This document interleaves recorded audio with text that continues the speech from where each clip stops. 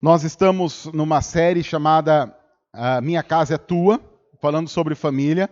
Esse é o terceiro domingo dessa série e também é o último domingo em que nós falaremos sobre esse tema nesse ano. Nós falamos sobre isso todo ano, desde que a nossa igreja começou. Todo ano fazemos uma série sobre família, porque nós sabemos que família é algo levemente complicado. Quer ver só? Por exemplo, nós estamos aqui no ambiente cristão. Se você está aqui no ambiente cristão, é porque você tem algum interesse nesse negócio de cristianismo. É porque você tem algum interesse com esse negócio de Bíblia. É porque você, pelo menos, espero, esteja interessado em ouvir alguma orientação de Deus para a sua família, para a sua vida como marido, esposa, pai, mãe. Enfim, nós estamos empreendendo uma caminhada como família e como cristãos nessa família, tá ok? Nós cremos na Bíblia, cremos em Deus, cremos na ação do Espírito, cremos que Deus está agindo em nós e cremos que Deus está agindo através de nós. Acho que isso é um ponto pacífico. Pensando nisso, uma reunião cristã numa igreja com famílias cristãs que querem obedecer a Deus.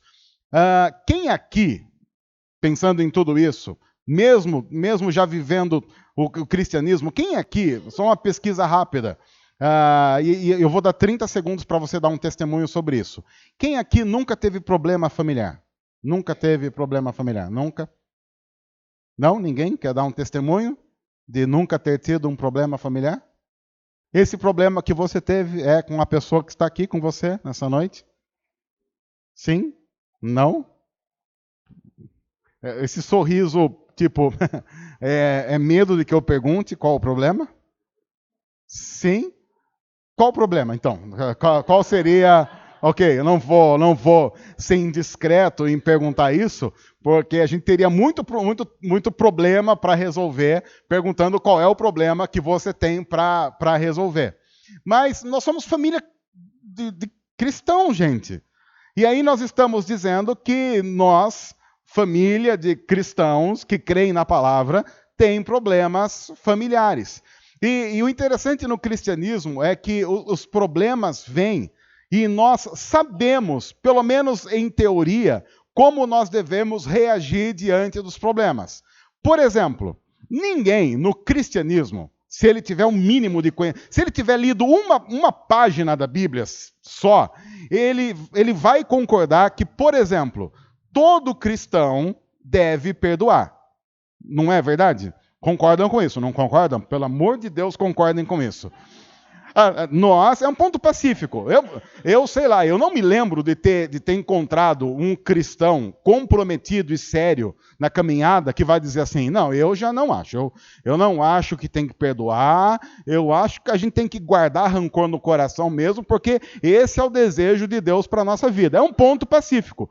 Cristãos devem perdoar. Agora, diz aí, perdoar é fácil ou é difícil? É muito difícil perdoar. E não só perdoar é difícil, pedir perdão também é. Às vezes você faz uma burrada, você sabe que tem que pedir perdão, e aí você fica lá assim, mas como é que eu vou fazer isso? Como é que se faz isso? Você chega e fala assim, olha, fulano, errei, perdão. É basicamente assim que se faz, não tem muito o que ensaiar.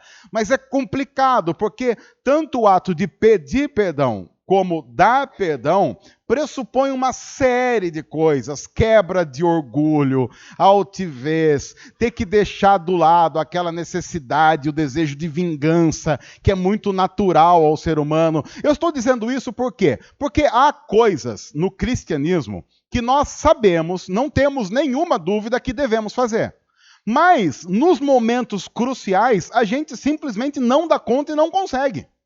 É aquele momento em que a gente diz, Deus, se o Senhor não intervir de uma maneira miraculosa, eu simplesmente não dou conta de fazer o mínimo que o Senhor está querendo de mim. E nós estamos abordando as relações familiares a partir dessa ótica. Porque muitas vezes, quando nós falamos sobre família, nós falamos sobre os papéis que cada membro da família deve exercer para obedecer a palavra. Mas nós vamos também reconhecendo na caminhada que o nosso problema é muito mais profundo do que apenas saber qual papel exercer. Porque muitas vezes nós sabemos qual o papel, mas nós não conseguimos. É aquela coisa de alguém falar para você, você precisa correr 10 quilômetros. E aí eu vou dizer, eu posso saber o quanto eu quiser que eu preciso correr 10 quilômetros, mas eu não tenho condições físicas para fazer isso. E na espiritualidade cristã, essa é muita das crises que nós temos, principalmente com relação à nossa família. Maridos sabem o que devem fazer, mas não conseguem. Esposas sabem o que devem fazer, mas não conseguem. Filhos, todo mundo aqui é filho. Filho sabe que deve obedecer, mas dá uma coceirinha para não obedecer. Eu não sei se você já teve essa experiência como filho. Eu li num livro sobre isso, e aí eu queria até trazer essa experiência que eu li numa enciclopédia dos filhos. A nossa tendência a não obedecer, apenas por sermos ruins mesmo, é tão grande que às vezes você está em casa e você é criança, adolescente, sei lá, e o seu pai, a sua mãe falou para você arrumar a cama todos os dias da sua vida, desde que você se entende como gente. E o que você fez como filho? O que nós fizemos? A gente não arrumava. E o pai e a mãe têm que ficar pedindo, sei lá, 615 vezes no dia. Aí o dito cujo vai arrumar a cama na hora de dormir. Então ele vai lá, na hora de dormir ele vai lá e arruma a cama. Você fala, agora vamos arrumar a cama? Aí eles vêm com umas teorias, não, mas porque eu li um estudo que a cama desarrumada não tem tanto ácaro quanto a cama arrumada. Viram? Tem um estudo sobre isso, segundo minhas filhas. Então tem um estudo sobre isso, aquela coisa toda. Aí, teve um dia em que nós pensamos assim, quer saber? Hoje eu vou obedecer. Hoje eu vou arrumar a cama. Aí você levantou, você só foi ao banheiro rapidinho, que é a primeira coisa que todo ser humano normal faz quando levanta. Ele vai ao banheiro, aí ele acorda, vai ao banheiro, e aí você está lá no banheiro, você pensa, acabando aqui, eu vou voltar para o meu quarto e vou arrumar minha cama. Você termina, você lava as suas mãos, se muito, e aí você está voltando para o seu quarto e você escuta a sua mãe dizendo assim, não vai esquecer de arrumar a cama, hein? Aí você pensa o quê? Agora eu não vou. Você estava indo. Mas porque alguém que tem autoridade falou, vai parecer que você arrumou por quê? Só porque ela falou. E vai parecer, sabe o quê? Que você foi obediente. Aí você não vai dar essa chance da sua mãe, do seu pai olhar para você e falar assim, obedeceu, né? Não, porque há um bicho da desobediência dentro do nosso coração que diz, agora não vai, porque vai parecer que você... Não! Você tem que ser reconhecido por arrumar a sua cama, de uma tal forma que os pais entrem no seu quarto e ao assustarem-se com a cama arrumada, digam, meu Deus, temos um anjo em nossa casa que resolveu arrumar a cama. Diz, isso assim, com quem já fez isso alguma vez? Já aconteceu isso com alguém alguma vez? Porque eu não vou dar nome para ficar gravado no vídeo. Tirando a Dilson ali, sentada ali, que no Facebook está como... Não vou. Robson Job de Souza, trabalha com recreação no Facebook, também deu ali, levantou a mão. Quem mais? Quem mais? Ninguém? Posso ter profecia aqui? Profecia, revelando agora, que mais alguém fez? Não? Juliana de Medeiros? Sim? Todo mundo faz isso. É aquela coisa, não, se é para mostrar que eu sou obediente, então não vou fazer. O ser humano tem isso. Você sabe o que deve fazer. Você simplesmente tem a noção do que deve fazer. Mas nós não damos conta. E é mentira quando, por exemplo, um pastor diz, eu li sobre isso num livro. Sim, só se for num livro chamado Minha Vida. Quando a gente vai falar, inclusive, sobre pecado, a gente não precisa fazer muita pesquisa. Quando a gente vai falar sobre pecado, é só dar testemunho. Não precisa estudar um compêndio de teologia para falar sobre pecado. É só contar sobre o próprio coração. E nas relações familiares, isso fica exacerbado de um jeito que a gente não consegue nem medir. No texto que nós vamos ver hoje, nós estamos diante de um povo que pega essa tendência à desobediência e eleva isso ao máximo possível.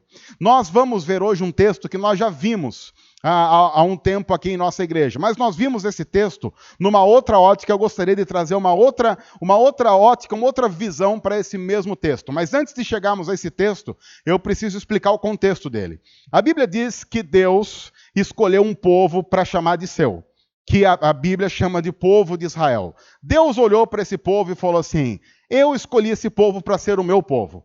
E a partir desse povo que eu vou me revelar a toda a humanidade.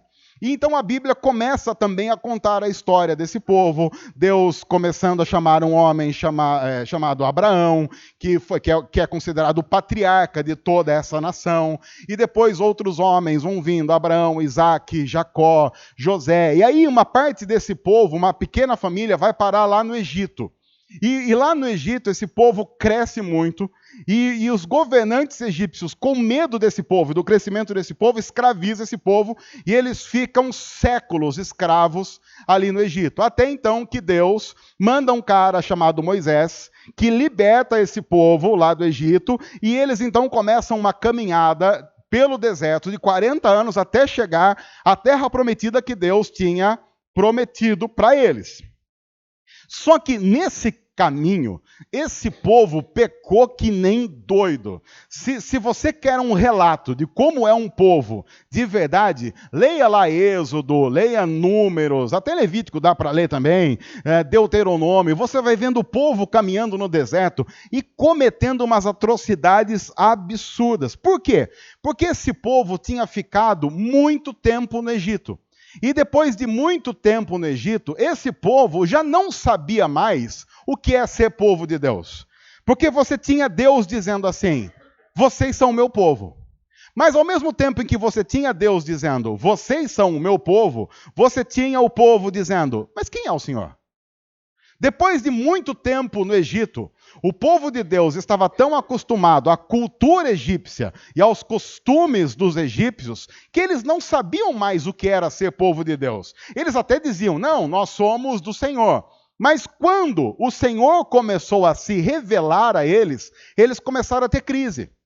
Por exemplo, no deserto, várias vezes Deus começou a provar o coração desse povo, fazendo com que eles passassem por algum tipo de sofrimento para testar o coração deles. Aí o povo, em algum momento, chegou e falou assim: mas então o Senhor é assim? O Senhor age desse jeito? É desse jeito que o Senhor faz as coisas? É assim que eu estou me revelando. Então nós vamos voltar para o Egito. Então, porque assim a gente não quer. O Egito está muito longe, quanto tempo de caminhada, se a gente voltar agora, dá para pegar janta no Egito? Chegou uma hora que eles diziam: não, a gente tem saudade de comer os alhos e cebolas e os pepinos do Egito. O pessoal era tão ruim, com uma cabeça tão ruim, que eles tinham saudade de comer alho, cebola e pepino misturado num caldeirão de alguma coisa meio suja. É um negócio absurdo. Por quê? Porque Deus estava se revelando a eles e eles pensaram assim: mas se Deus é desse jeito, eu não sei se eu quero Deus. Se Deus faz isso, eu não sei se eu quero ser chamado povo de Deus, porque aparentemente Deus está agindo de um jeito que eu não gosto muito. Deus não está fazendo as coisas da forma como eu imaginaria que Deus deveria fazer as coisas. Mas mesmo assim Deus vai se revelando, vai se compadecendo, mas o povo aparentemente não gosta. Aí nós chegamos no livro de Josué e nós temos um povo complicado diante de um Deus misericordioso. E quando chega no final do livro de Josué, que é o texto que nós vamos ler, o povo está prestes a tomar posse da terra prometida. E aí Josué reúne esse povo complicado, cheio de história ruim, e diz assim: pessoal, a gente precisa aqui definir algumas coisas. A gente precisa aqui, vamos reunir aqui. Sabe quando alguém da sua família, sei lá, tipo...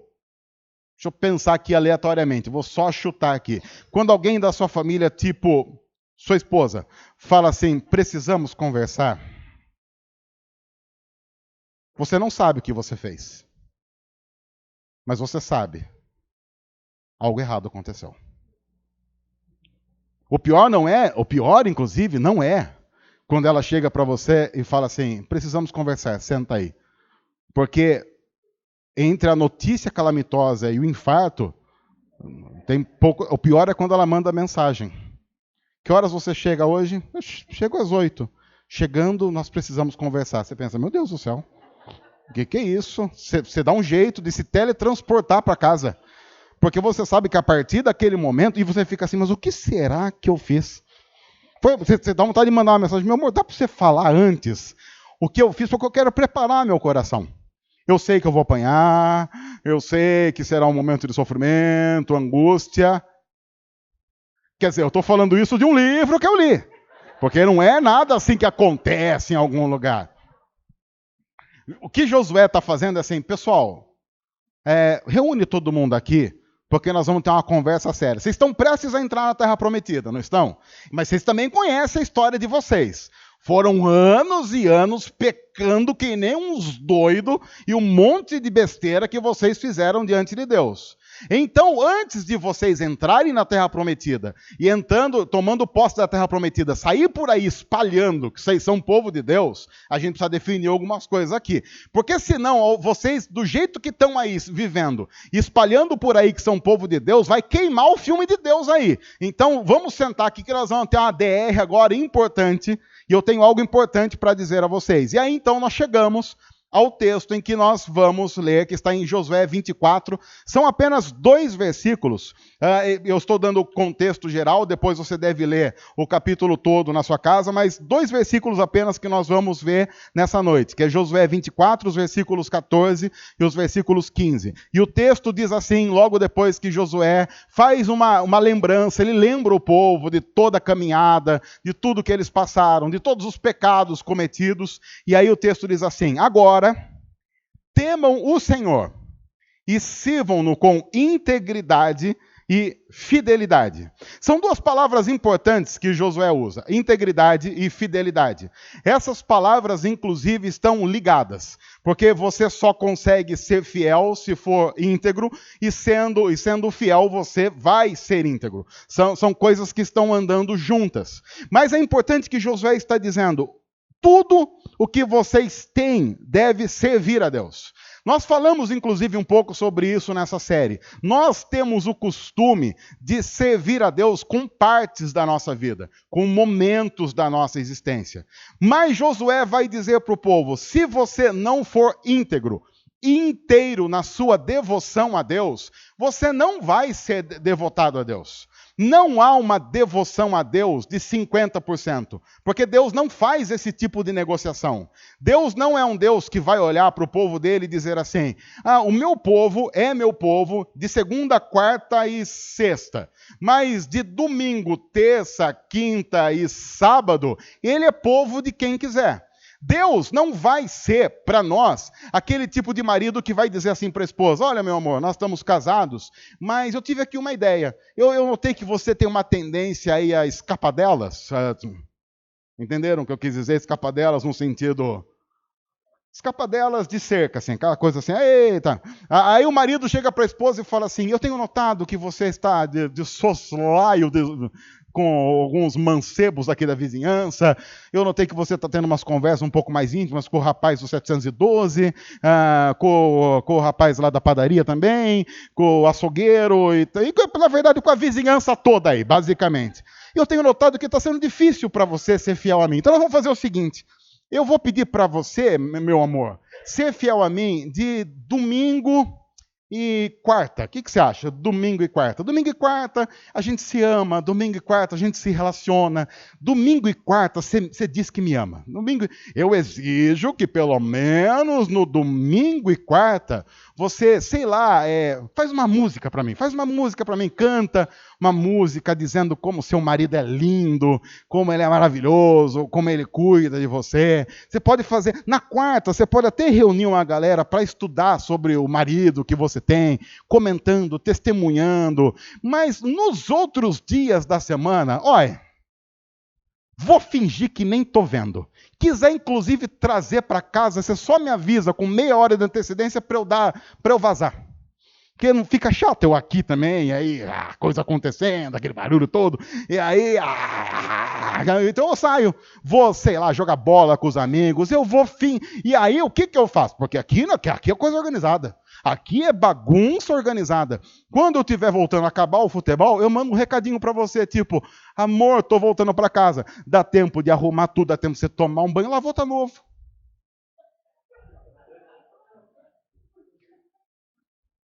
É nojento, né? É forte, né? É uma expressão complicada. Mas toda essa história que eu estou contando, eu estou apenas fazendo uma atualização do que Deus diz para o povo dele em um monte de livro da Bíblia. Vocês, Deus dizendo para o povo, vocês me adoram, mas como nós vimos, vocês me adoram só com a língua. Porque o coração de vocês está completamente longe de mim. Vocês acham que eu vou ser o tipo de Deus que vai suportar adoração no domingo ou no outro dia da semana, enquanto todos os outros dias da semana vocês vão viver do jeito que bem entendem, como se eu não tivesse nada a ver com a vida de vocês e como se vocês não tivessem nada a ver com a minha vida? Não, isso simplesmente não vai acontecer. Aí Josué lembra o povo disso, porque era exatamente o que o povo estava fazendo. Aí Josué diz: agora temam o Senhor, porque vocês estão temendo um monte de coisa, Josué dizendo para o povo. Mas agora voltem a temer o Senhor e sirvam ao Senhor com integridade e fidelidade. Porque não é possível, por exemplo, servir a Deus num domingo sem servi-lo todos os outros dias. Se você não serve a Deus semanalmente, nesse exato momento você não está servindo a Deus. Você pode estar cantando uma música, você pode estar ouvindo uma mensagem, você pode estar participando de um culto, mas você simplesmente não está num processo de servir a Deus. Porque servir a Deus não tem a ver com um momento da vida, não tem a ver com apenas uma parte da nossa caminhada. Servir a Deus tem a ver com uma devoção integral de tudo que nós somos e o que nós temos. 24 horas por dia, 7 dias da semana e todos os dias do ano. É quase uma relação de tudo ou nada. Quando a gente ouve isso, a gente pensa, nossa, mas por que Deus quer assim? Porque a Bíblia diz que Ele nos criou para viver assim. Ele não quer isso para nos escravizar, Ele quer isso para nos libertar. Porque Ele sabe que quando nós vivemos longe dEle, que nós nos tornamos escravos. E Deus, pelo profundo amor que tem por mim e por você, não quer nos ver escravos de qualquer coisa, mas nos quer numa relação de profundo amor com Ele. É por isso que Deus diz também para esse povo, num dos profetas, eu lacei vocês, mas diferente de todos os outros deuses que laçam vocês e prendem vocês, eu lacei vocês com cordas de amor.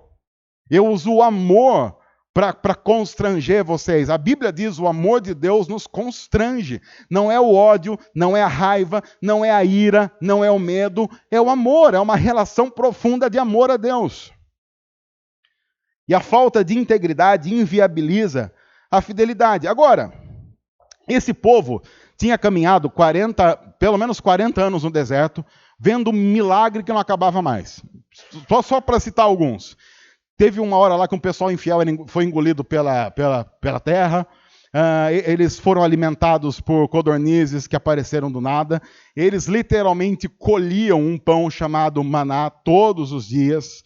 A Bíblia diz que durante o dia uma nuvem os protegia do sol e durante a noite uma coluna de fogo os guiava. Deus falava com Moisés num monte que fumegava, praticamente o monte todo pegando fogo, Deus falando com Moisés.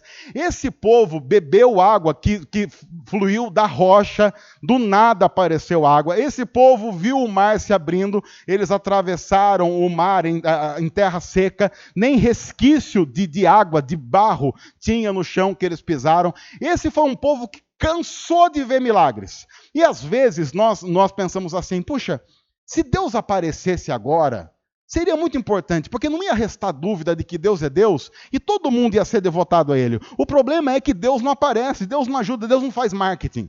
Imagina se tivesse lá, sei lá, um @Jeová oficial. Você imagina, um arroba, deve até ter isso daí, se bobear, lá no Instagram, @Jeová oficial. Todo dia Deus passa lá e dá uma mensagem. Olha, estou aí. Só para você lembrar, beleza, é nóis. Você recebe lá, você se cadastra e recebe uma atualização no seu celular, Deus mandando uma mensagem para você. De repente ele fala, hoje não vou ser, hoje vai ser Jesus que vai mandar. E de repente aparece Jesus, fala, Jesus é hoje, Jesus faz uma live. Porque Jesus podia fazer uma live. Porque se ele fizesse isso, ia ajudar. Porque ninguém mais ia duvidar e ia viver essa vida de pecado. O pessoal viu Deus fazendo maravilhas no deserto durante 40 anos. E quando Josué reúne esse povo, depois de todo esse tempo, esse povo vai entrar definitivamente na terra prometida, olha o que ele tem que dizer. Joguem fora os deuses que os seus antepassados adoraram além do Eufrates e no Egito e sirvam ao Senhor. Esse povo, depois de tudo isso, tinha ídolos guardados no acampamento. Esse pessoal tinha ídolo em casa. Não é verdade que se Deus se mostrasse com sinais e maravilhas para nós hoje, nós teríamos um coração melhor do que o que nós temos. Porque isso simplesmente não é humano. O nosso coração só é mudado a partir de conversão e não de conveniências e sinais. Quem precisa de sinal para crer em Deus passa a ser um idólatra dos sinais. Porque nós não precisamos de sinais para crer em Deus. Nós temos a Bíblia e a cruz. Nós temos a ressurreição. E esses sinais são definitivos para que nós creiamos que Deus é eternamente. E que um dia o céu vai se abrir, Jesus vai voltar e nós para sempre estaremos com o nosso Deus. Essa é a nossa confiança e essa é a nossa esperança. É possível caminhar 40 anos no deserto, vendo os sinais diários de Deus e ainda guardar os ídolos. E pior, ídolos que muitas vezes são guardados no coração. Aí então Josué vai dizer o seguinte: se porém, porque pode ser que vocês simplesmente digam assim, nós, povo de Deus, não queremos jogar os ídolos que nós temos guardado. Ok, tá bom, você vai ter a liberdade de fazer isso. Mas, se porém não lhes agrada servir ao Senhor, porque pode ser que você não goste. Vamos ser sinceros. Pode ser que de repente você fale assim, mas é que eu não gosto de Deus. Vou falar a verdade, não gosto. Sim, eu gosto de algumas coisas, mas de Deus, assim, Deus integralmente, não sou muito chegado. Sim, tem algumas coisas que Deus faz que eu até acho legal, mas sim... Deus, o problema de Deus é que você tem que comprar o combo. É aquela coisa assim, você vai na lanchonete, você fala assim, eu quero só o sanduíche. Não, só o sanduíche não temos, senhor. Não, mas eu queria só o sanduíche. Não, só o sanduíche não temos. O senhor tem que levar o caminhão de batata frita e a fábrica de refrigerante junto. Só o sanduíche nós não temos. Não, mas eu queria... Não tem. E aí Deus, ele fica com esse negócio de tem que levar o combo. Por exemplo, você fala que acredita em Deus, tem que acreditar na Bíblia. Aí complica nós. Fala que acredita em Deus, tem que acreditar na Bíblia, ele quer que obedeça. Aí também não ajuda a gente. Podia fazer um negócio do tipo assim, você só acredita em mim e vive do jeito que quiser. Vai vivendo aí, do jeito que quiser, eu vou olhar para você e falar assim, tá bom. Fez X, tá bom. Fez Y, tá bom. Também não fez nada, tá bom também. Tudo tá bom no final, porque eu vou fingir que não vi, porque hoje é terça-feira, hoje é dia do açougueiro, né? Não é domingo e nem quarta. E vai que Jesus volta na quinta. Na quinta é dia do padeiro. E aí ele não vai poder exigir fidelidade, voltou no dia errado. Porque imagina só, Jesus vai voltar. Já imaginou se Jesus inventa de voltar numa segunda-feira às 10 da manhã? Não ajuda nós. Porque na segunda-feira às 10 da manhã, o que você está fazendo? Não fale. É pergunta retórica. Imaginou Jesus... Sei lá, Jesus voltar... Tem uns dias ruins para Jesus voltar. Sexta-noite é ruim. Sexta-noite...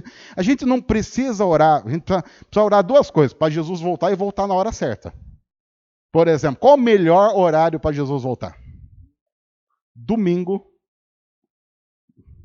E nem pode nem ser à noite. Tem que ser lá pelas 8h30, 9 horas, quando já terminou o culto. Porque você já ofereceu tudo. Se bobear, já até participou da ceia. Aí quem que se... Imagina se Jesus volta na hora que você está com o pão da ceia na boca. Você praticamente levado assim, sem nem ver. Agora, se ele volta no sábado à noite, sábado à noite não ajuda a gente. Porque sábado à noite não é dia de Jesus. Sábado à noite, imagine. Eu estou falando mais do povo, assim, lá de Deus mesmo, assim, do deserto, não de nós de Piracicaba. Porque nós, Jesus pode voltar quando quiser, que vai achar a gente louvando e adorando, que é uma coisa. Porque escolham hoje a quem irão servir. Se não agrada servir a Deus, escolham hoje a quem vocês vão servir. Porque Josué está dizendo algo que biblicamente é muito sério. Não existe neutralidade na adoração. Não existe, por exemplo, eu não vou adorar ninguém. Algo o ser humano sempre adora, porque o ser humano é um adorador por excelência. Ele foi feito para adorar alguma coisa. Então, se você não adora a Deus, você vai adorar alguma outra coisa e vai colocar isso no lugar de Deus. É o que a Bíblia chama de idolatria. Se aos deuses que os seus antepassados serviram, além do Eufrates, ou aos deuses dos amorreus em cuja terra vocês estão vivendo. A questão importante é, quem lhes produz mais alegria de verdade? Sirvam quem produz mais alegria em vocês de verdade. E hoje, gente, sei lá, vou falar aqui claramente. Hoje nós estamos falando tudo claramente. Hoje, aquela mensagem que depois o pessoal manda e-mail para nando@algumacoisa.com.br. Aquela semana maravilhosa. Por exemplo, se você gosta de ser agradado, eu tenho um Deus bom para você. Mamon. Mamon é legal. Que ninguém nos ouça. Mas Mamon é fantástico. Mamon, ele fala, o que você quer? Eu dou. Mamon, imagina. Porque Deus tem um problema. Outra coisa que Deus não ajuda a gente. Deus não tem problema em te dar dinheiro. Não tem esse problema. O problema é que a Bíblia diz assim, ordene aos ricos desse século para que sejam generosos. Esse é o problema de Deus. Porque ele dá dinheiro e fala para você ser generoso. Não fala para você ficar guardando dinheiro para você. Fala para você ser generoso. Isso é complicado em Deus. É muito complicado isso. Aí em Deus atrapalha a gente nesse processo.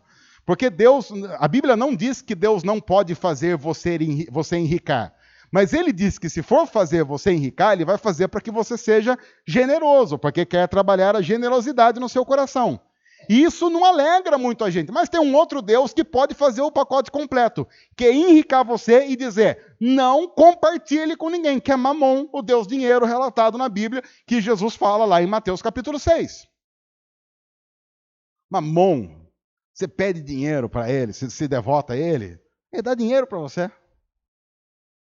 Mamon gosta de meritocracia. Porque ele quer que você devote a vida integralmente a ficar trabalhando para conseguir o quê? Enricar. Aqui, com Mamon você pode ir dar volta ao mundo. Mamon é fantástico. Mamon faz com que você entre num restaurante e não olhe a coluna da direita. Sabe? Porque quando a gente vai num restaurante, o que a gente faz? A gente abre o cardápio e dá uma olhadela na coluna da direita, onde está preço.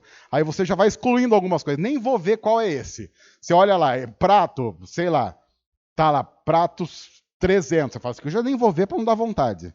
Aí você vê lá um prato, 12. Você fala, vou querer isso aqui, senhor. Água com gás, senhor? Gelo e limão? Aí você fala, vou querer água com gás, gelo e limão. Só isso, senhor, mas alguma coisa e a conta, por favor. Aí você vai pro dogão da esquina, que com R$12 você come o lanche, suco, churrasco grego e um bolo de fubá com ervas finas de sobremesa. Mamon vai fazer com que você pare de passar vergonha. Porque as pessoas vão comentar o que elas estão conquistando e você vai poder dizer o que está conquistando também. Mamon vai fazer com que o seu gerente pare de ligar para você oferecendo crédito pessoal a 3% ao mês, porque ele sabe que você está ferrado na conta.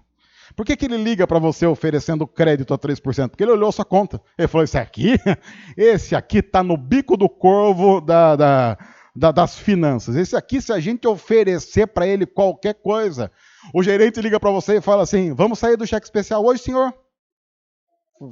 Vamos? Você vai operar um milagre em minha vida? Eu ganhei na Mega Sena e não estou sabendo, tem alguma coisa aqui. Eu vou ser acionista do banco, é isso que aconteceu? Ganhei alguma coisa? Não, estamos oferecendo crédito para você, senhor. Agora imagine se você tem, sei lá, na sua conta, 100 milhões. O gerente não vai ligar para você oferecendo crédito. Imagine, se o gerente ligar para você oferecendo um crédito, sei lá, você tem 100 milhões na conta, ela fala assim, senhor, nós temos aqui um crédito facilitado para você de 100 mil reais para o senhor trocar de veículo. Você fala para a pessoa, vá se catar. Com 100 mil reais, eu vou... Imagine, você com 100 milhões de reais, 100 mil reais para trocar o quê? O Prisma? E antes que alguém fique bravo comigo, fala assim, que absurdo, está sendo grosso em falar Prisma, porque eu tenho um Prisma, só por isso que eu estou falando. Eu estou usando, imagine, se eu tenho 100 milhões, sabe quando que você ia me ver de Prisma? Talvez sim, porque eu seria um rico excêntrico. Eu seria daqueles ricos excêntricos, porque o rico excêntrico aparece mais. Porque eu teria 100 milhões, eu ia ostentar, mas eu ia aparecer de Prisma para todo mundo falar o quê? Olha como é humilde. Ele é humilde, ele anda de Prisma. Era só para mostrar. Porque Mamon faz isso. Mamon vai seduzindo a gente. Mamon é legal demais. E só de pensar aqui, já tô aqui, já estou pensando aqui, olha que legal. Vamos fazer a próxima série. Amém, Mamon. A próxima série de outubro no ajuntamento. E Josué está dizendo, a questão é que não tem jeito, a gente vai acabar servindo quem agrada mais a gente. Mas não quem agrada no tipo de ficar mimando a gente. Mas de quem o nosso coração se sente mais seguro. A questão é que nós precisamos recuperar a nossa capacidade de sentirmos segurança e felicidade em Deus. Em nos alegrar no Senhor, em nos alegrar na lei de Deus, em orar, isso nos fazer felizes, em ler a palavra, isso alegrar o nosso coração, em participar de um culto, isso preencher a nossa vida. Coisas e atividades espirituais que vão fomentando a nossa relação com Deus e que naturalmente, se nós não cuidarmos, com o tempo a gente vai perdendo. É muito natural perder isso. E aí, por que eu estou dizendo tudo isso que eu estou dizendo desde o começo? Porque nós não temos como dizer, a minha casa é tua, se nós não assumimos essas posturas em nossa caminhada. É por isso, e só depois de ter dito tudo isso para o povo, é que Josué vai dizer algo que é muito conhecido nesse texto, que a gente já viu, já cansou de ver, já cantou, já repetiu, já viu em carro, que é a expressão final dele ao povo dizendo assim, mas eu e a minha família serviremos ao Senhor. Veja o contexto em que Josué está dizendo isso. O contexto em que Josué está dizendo, mas eu e a minha família serviremos ao Senhor, é um contexto de profunda guerra, de profunda dificuldade, de um povo que está dizendo, olha, eu não sei se eu quero servir a Deus, porque Deus não me agrada tanto. E aí Josué está dizendo, não importa o que vai acontecer, não importam as circunstâncias, não importam os acontecimentos, eu e a minha família serviremos ao Senhor. Josué é o tipo de cara que assumiu uma postura da vida tal que ele pode dizer, a minha casa é do Senhor. E a minha casa é do Senhor não porque eu digo que a minha casa é do Senhor, porque eu posso simplesmente dizer algo e a minha conduta não dizer isso, mas porque nós vamos devotar o nosso coração a Deus. Porque nós vamos viver de uma tal forma que nós vamos nos alegrar no Senhor. O Senhor vai ser a nossa alegria. Nós vamos ficar felizes em fazer a vontade de Deus, mesmo quando essa vontade é contra a nossa vontade. Nós vamos ficar felizes em obedecer a Deus, mesmo quando nós não compreendemos muito bem por que Deus está fazendo as coisas. Nós vamos viver uma vida com Deus de uma tal forma que nós queremos conseguir fazer como Jó fez quando perdeu tudo. Dizer, Deus deu e Deus tirou, mas bendito seja o nome do Senhor. E a Bíblia diz que em todas essas coisas Jó não pecou, mesmo no meio da mais profunda desgraça, mesmo numa situação em que a maioria de nós pecaria e blasfemaria contra Deus de cara, sem pensar duas vezes. Eu, às vezes, olho para o livro de Jó e penso, meu Deus do céu, eu dou graças ao Senhor porque o Senhor não escolheu fazer de mim Jó, porque eu simplesmente não sei se suportaria uma coisa dessas. Mas mesmo assim, eu estou numa caminhada em que o desafio é viver de uma tal forma que caso isso aconteça com a gente, que o Senhor tenha misericórdia de nós, mas caso isso aconteça, eu possa dizer, bendito seja o nome do Senhor, porque o Senhor continua sendo Deus, o Senhor continua sendo bom, o Senhor continua sendo misericordioso, mesmo quando eu não compreendo nenhuma dessas facetas do Senhor. Mas eu e a minha casa serviremos ao Senhor. Senhor, pode ser que eu simplesmente olhe para a minha vida hoje e pense, eu não vou dar conta disso. E é verdade. E é por isso que nós dependemos do Espírito nos fortalecendo para fazer isso. É por isso que nós oramos, é por isso que nós lemos a palavra, é por isso que nós participamos de uma igreja local, nos alimentando a outros, compartilhando experiências, dores, angústias, vitórias. Fazendo tudo isso e caminhando juntos, um fortalecendo o outro, reconhecendo que sozinhos nós não temos condições de fazer isso, mas crendo que o Senhor fortalece a igreja dele, que o Senhor abençoa a igreja dele e que o Senhor dá, sim, vitória à igreja dele nessa caminhada. Deus se alegra em dar vitórias para o seu povo. Nós não somos triunfalistas, mas nós somos realistas, porque a Bíblia diz que Deus se alegra em dar coisas boas aos seus filhos e suas filhas. No entanto, às vezes, o nosso caminhar é tão distante de Deus que aquilo que Deus dá para a gente, para alegrar o nosso coração, não alegra o nosso coração porque o nosso coração não está devotado a Ele.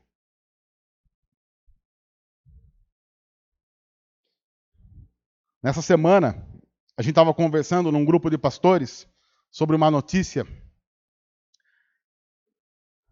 que era um pai que teve a sua filha violentada. E ele, então, matou o estuprador da sua filha. Mas aí ele foi processado.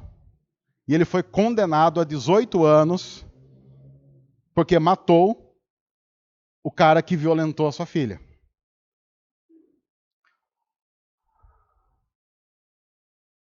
Aí a gente pensa o quê? É absurdo. Esse cara não podia ser condenado. No entanto, ele não matou o estuprador da sua filha no ato. Não foi uma legítima defesa. Ele planejou, esperou o momento e assassinou o cara. Aí você pensa assim, não. É um estuprador. Mas ao mesmo tempo, para nós cristãos, nós estamos falando do quê? De vingança. E aí chega um ponto do cristianismo que agora o cristianismo desce torto para todo mundo. A Bíblia não autoriza vingança. A Bíblia diz, confie que Deus fará justiça. Mesmo no mundo de profunda injustiça. Agora, pense, quem topa um cristianismo assim? E eu estou dizendo isso com muita liberdade porque eu sou pai de 2 meninas. E se alguém falar assim, você está dizendo isso, mas como é que você reagiria no lugar desse pai? Eu não sei e peço a Deus que tenha misericórdia na minha vida para que eu nunca tenha que experimentar algo assim. Mas há algumas coisas na Bíblia que não mudam de acordo com o que eu penso ou o que eu não penso. A Bíblia é que deve mudar a minha postura, e não a minha postura e os meus traumas mudar a minha interpretação da Bíblia para tentar forçar a minha vida de acordo com aquilo que eu acho que a Bíblia diz. Isso é complicado em Jesus. Porque uma coisa é, como eu disse aqui, a Bíblia fala sobre perdão. Mas perdão para todo mundo mesmo ou apenas para algumas categorias?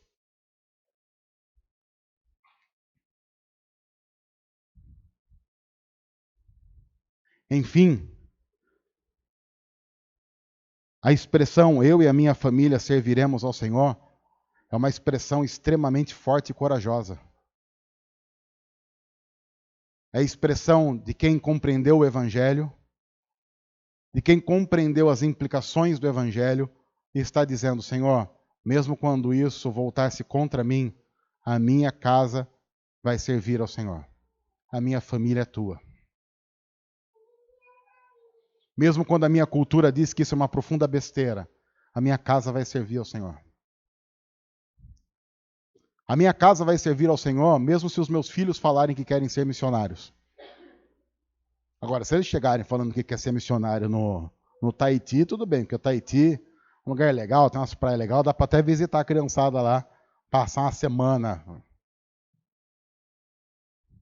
Agora já imagina a crise, você diz, a minha casa é tua. E aí Deus diz, então me dá os seus filhos. Me dá seus filhos que eu vou fazer deles mártires. O que o Senhor disse? Eu disse que eu vou fazer dos seus filhos mártires. E o meu nome vai ser glorificado através do sofrimento da vida deles. Mas por que o Senhor vai fazer isso? Eu vou fazer isso porque a sua casa é minha.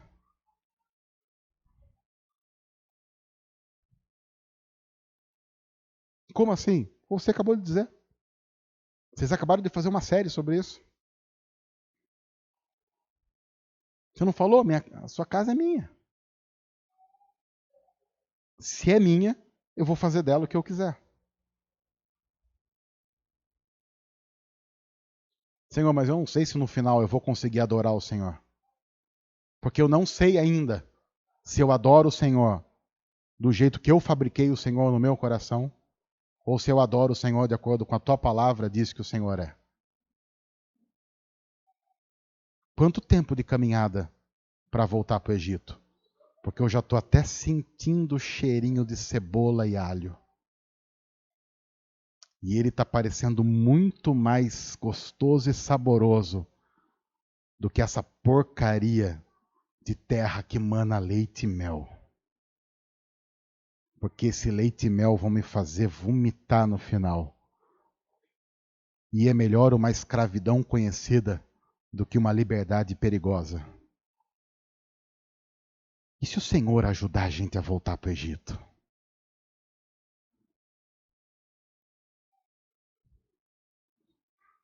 Porque o Senhor sabe, se o Senhor não ajudar, tem quem ajude. Quem paga mais? E aí nessa relação, se é troca, Mamon sempre paga mais. Porque Mamon sempre faz troca. Deus trabalha com entrega irrestrita. Daqueles que têm a profunda coragem de dizer, Senhor, a minha casa é tua.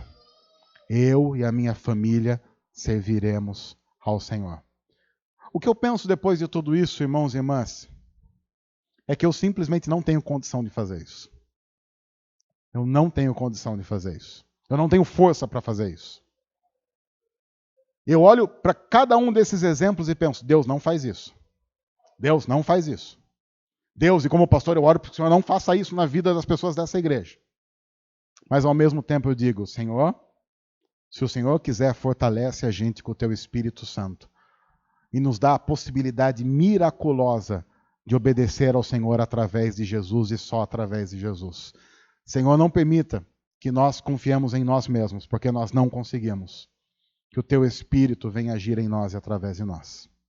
Que o Senhor nos ajude, que o Senhor nos abençoe. Eu e a minha família serviremos ao Senhor, porque a nossa casa é do nosso Deus. Que o Senhor nos ajude a dizer o amém para essa frase. Senhor, obrigado por tua palavra. Nós louvamos ao Senhor por ela. E pedimos que o Senhor nos ajude a viver de acordo com a tua vontade, para a honra e glória do teu nome, todos os dias da nossa vida. Em nome de Jesus. Amém. Olá pessoal, tudo bem? Você pode abençoar muito o nosso ministério fazendo o seguinte: se inscrevendo em nosso canal, deixando o seu joinha aqui embaixo, comentando e compartilhando essa mensagem com outros.